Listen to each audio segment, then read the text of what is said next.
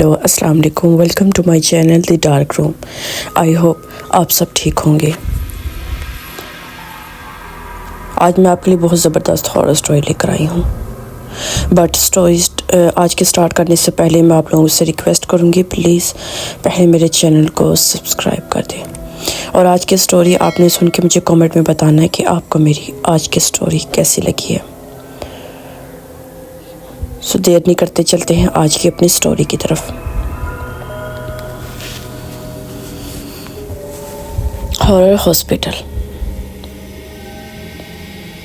कुछ इमारतें सिर्फ ईंट और पत्थर से नहीं बनती, बल्कि इनकी बुनियादों में वो चीज़ें दफन होती हैं जो वक्त के साथ साथ खामोश तो हो जाती हैं, मगर ख़त्म कभी नहीं होती। लाहौर के करीब जीटी रोड से हटकर एक वीरान इलाके में वाक़या, इसका फर्जी नाम रख लेते हैं, अल-शफा हॉस्पिटल, अब सिर्फ एक खंडर बन चुका है।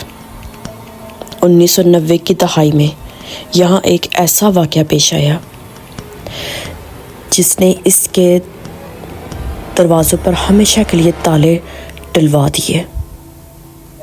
लोग कहते हैं कि यहाँ की दीवारें आज भी खून उगलती हैं और वार्ड्स में वो मरीज़ घूमते हैं जिन्हें मौत तो आ गई मगर सुकून ना मिला। ये तकरीबन 2012 का जिक्र है, जब 4 दोस्त हमज़ा, जाहिद, उस्मान और साद ने अपनी यूट्यूब की चैनल फिल्म के लिए इस हॉस्पिटल का रुख किया। हमज़ा एक अलग ही सोच रखने वाला लड़का था जो भूत प्रेत पर यकीन नहीं रखता था, लेकिन इस रात जो उसने देखा, इसने इसकी अक्ल के तमाम ज़ाविये बदल कर रख दिए। रात के 2 बजे जब वो हॉस्पिटल के जंग आलूद गेट से अंदर दाखिल हुए तो पहला एहसास जो इन्हें हुआ वो अजीब ही था। बाहर सर्दी थी मगर हॉस्पिटल के अंदर हवा भारी और गर्म थी। जैसे ही वो इमरजेंसी वार्ड में दाखिल हुए, टार्च की रोशनी बिखेरे हुए स्ट्रेचर्स और टूटे हुए चीज़ें पड़ी हुई थी, इंजेक्शन वगैरह भी वहाँ पड़े हुए थे। अचानक जाहिद रुक गया। तुम्हें किसी के चलने की आवाज़ आई? इसने सरगोशी की। हमज़ा ने हंसते हुए कहा, चूहे होंगे जाहिद, डरो मत। लेकिन तभी राहदारी के दूसरे कोने से एक ज़ोरदार आवाज़ आई, जैसे किसी ने दाती ट्रे फर्श पर फेंक दी हो।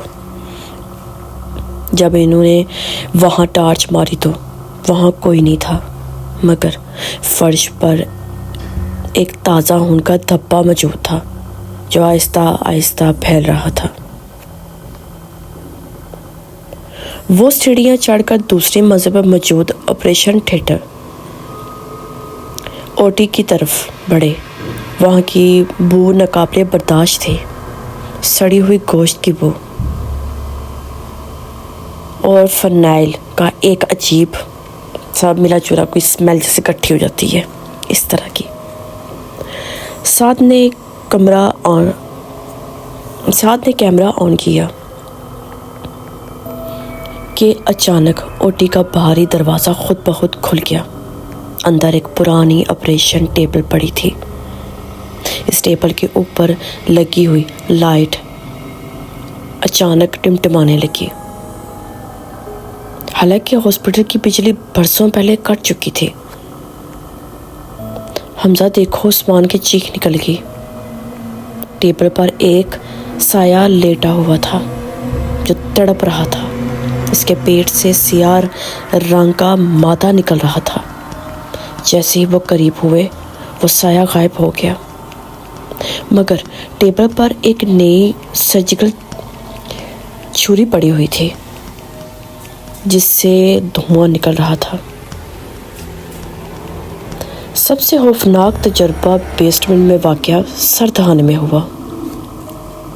وہاں کا درجہ حرارت اچانک اتنا گر گیا کہ ان کے منہ سے بھاپ نکلنے لگی۔ دیواروں پر لگی برف کی تہ خون آلود لگ رہی تھی۔ اچانک سردخانے کے ایک جیسے ایک گیٹ ہوتا ہے، دراز ہوتا ہے، جس کو کیبن بولتے ہیں، جس میں لاشیں رکھی جاتی ہیں، اس کے اندر سے دستک سنائی دی۔ پھر ایک دبی دبی آواز آئی، مجھے باہر نکالو، یہاں بہت ٹھنڈ ہے۔ حمزہ کے قدم جم گئے۔ اس نے ہمت کر کے وہ دراز کھینچی۔ اندر کوئی لاش نہیں تھی، مگر وہاں ایک پرانا ہاسپٹل کا رجسٹر پڑا تھا، جس پر آج کی تاریخ لکھی تھی اور نیچے ان چاروں دوستوں کے نام لکھے تھے۔ دہشت کے مارے وہ پیچھے مڑے، مگر اب راستہ بدل چکا تھا۔ وہ جس راہداری سے آئے تھے وہاں اب دیوار کھڑی تھی۔ ہاسپٹل ایک بھول بھلیا بن چکا تھا۔ انہیں دیواروں کے پیچھے سے سینکڑوں لوگوں کے رونے اور تڑپنے کی آوازیں آنے لگی۔ اچانک زاہد کو کسی غیبی قوت نے پیچھے کھینچا۔ وہ ہوا میں بلند ہوا اور اسے دیوار کے ساتھ پٹخ دیا گیا۔ اس کے گلے پر کسی اندیکھی چیز کے ہاتھ کے نشان ابھرنے لگے۔ حمزہ نے آیت الکرسی پڑھنا شروع کی تو پورے ہاسپٹل میں ایک ایسی چیخیں گونجی جس نے کھڑکیوں کے شیشے تک چور کر ڈالے۔ وہ جیسے تیسے وہاں سے باہر نکلنے میں کامیاب ہوئے، مگر زاہد اس رات کے بعد کبھی نارمل نہ ہو سکا۔ وہ آج بھی ایک نفسیاتی ہاسپٹل میں ہے اور صرف ایک ہی جملہ دہراتا ہے، وہ اب بھی میرا آپریشن کر رہے ہیں۔ تو کہتے ہیں کہ الشفا ہاسپٹل کے اس کھنڈر میں آج بھی وہ روحیں بھٹکتی ہیں جو کسی زندہ انسان کے انتظار میں ہیں تاکہ وہ اپنے ادھورے سرجری مکمل کر سکیں۔ دوستوں، کچھ دروازے کبھی نہیں کھولنے چاہیے، کیونکہ ان کے پیچھے وہ حقیقتیں چھپی ہوتی ہیں جن کا سامنا کرنے کی سخت انسانی اعصاب میں نہیں ہوتی۔ آئی ہوپ آپ کو میری آج کی سٹوری بہت اچھی لگی ہوگی۔ تو جانے سے پہلے میں آپ لوگوں سے دوبارہ ریکویسٹ کروں گی، پلیز پہلے میرے چینل کو سبسکرائب لازمی کرنا ہے اور میری ویڈیو اپنے دوستوں سے شیئر کریں، کیونکہ مجھے آپ لوگوں کے سپورٹ کی بہت زیادہ ضرورت ہے۔ انشاءاللہ میں ایسی زبردست ہارر سٹوری کے ساتھ دوبارہ حاضر ہوں گی۔ اپنے ڈھیر ساری دعاؤں میں مجھے یاد رکھیے گا۔ اللہ حافظ۔